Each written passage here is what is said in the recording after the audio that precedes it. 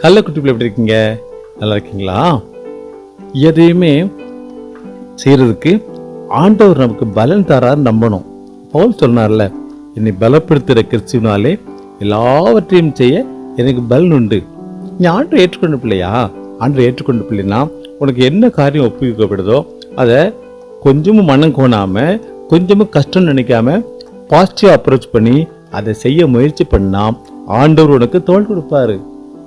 ஆமா, அந்த 12 பேர் போனாங்கல்ல, அதுல யோசுவாவும் காலேவும் மட்டும் வந்து வச்சாங்க தெரியுமா? அந்த கானான் தேசம் மேற்கொள்வது ரொம்ப சிம்பிள். அங்க இருக்க வாழ்க்கை ரொம்ப ஈஸி, அழகான சுதந்திரிக்கலாம், ரொம்ப வளமான நாடு, வாங்க போகலாம் அப்படி சொன்னாங்க. 11 பேர் முடியாதுன்னு சொன்னாங்க, இவங்க முடியும்னு சொன்னாங்க. நீ என்ன சொல்ல போற?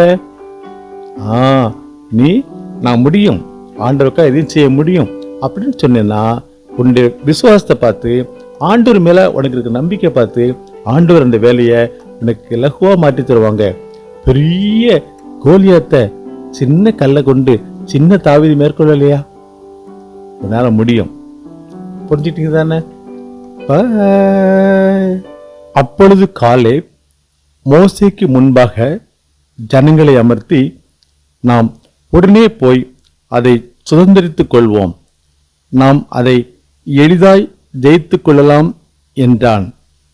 என்னாகமம் 13:30.